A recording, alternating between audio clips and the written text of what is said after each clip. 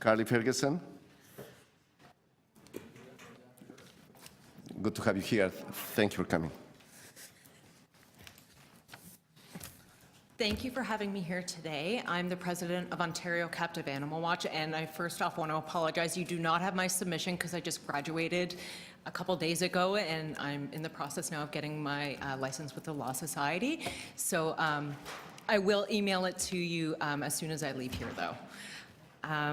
So I am the president of Ontario Captive Animal Watch. I am also a mother with a 13-year-old child with autism. So if you'd like to ask me questions about that after, that would be wonderful.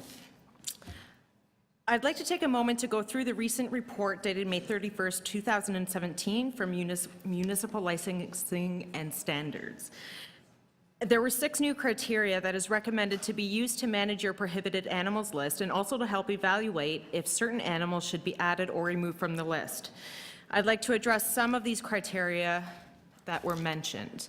One of the first ones was determining if the animal is on federal or provincial protected, at-risk, endangered, or prohibited list. CITES identifies upwards of 5,000 animal species that are protected from unsustainable international trade. Although I appreciate the 3-bird taxa being added to the prohibited list, as people should not be owning them, there are thousands of other species that should also be added according to the criteria staff are suggesting. From my background in animal enforcement, I failed to conceive why a positive list approach was not recommended. It is easier for animal control officers to enforce. It is much clearer for the public to comprehend and also far cheaper for the city. One of the other points was determining if the animal will present an undue danger to human health or safety. With the recommendation to somehow add animals to the prohibited list as opposed to adopting a simple positive list, and given the thousands of species which I'm assuming will then be added to the list, I find it incomprehensible how this is supposed to operate efficiently. According to the report, the Ministry of Health and Long-Term Care, as well as Toronto Public Health, state that groups such as children, pregnant women, and the elderly, just to name a few, are at risk. They actually list animals that are considered a potential risk to these groupings. Just some of those include wild and stray animals, inherently dangerous animals, reptiles and amphibians, and live poultry, just to name a few. But you're not suggesting that any of these animals be prohibited in an institutional settings. This doesn't make much sense. If they're stating that all reptiles and amphibians and all of these other animals are dangerous to pose a health and safety risk to people in an institutional setting, then why aren't you prohibiting them? Determining if the animal care and welfare needs can be met by the owner was one of the other points. Many of the animals we have been discussing at length have very species-specific needs. Again, if the very simple, understandable, and cost-efficient positive list is not being considered, the thousands of animals that should therefore be added to the already existing prohibited list is unmanageable and unenforceable. It is ridiculous to assume that each of these species you are excluding from being used in mobile zoo operations will receive appropriate and necessary care.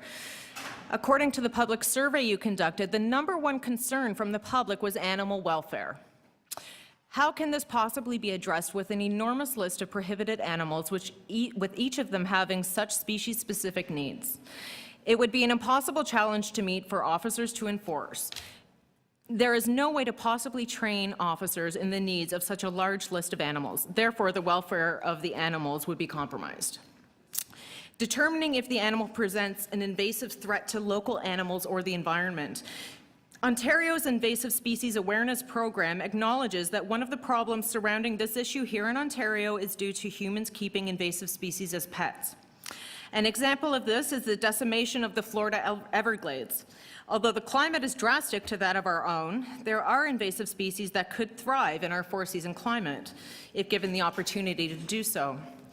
In Florida, people were keeping pythons as pets and then soon realized that they could not adequately care for them, so they released them into the Everglades under the assumption that they would be able to survive. Survive they did.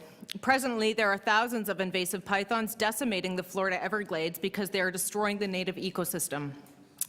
In conclusion, I support the prohibition on mobile live animal programs as approved by Toronto City Council in December 2016.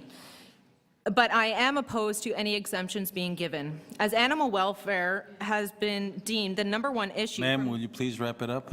Sure, from not only myself and my colleagues, but also the general public, I fail to see how moving forward with a lengthy, costly, and unenforceable prohibited list puts animal welfare as a priority. Thank you. Thank you. Any questions? All right, thanks very much. Appreciate it.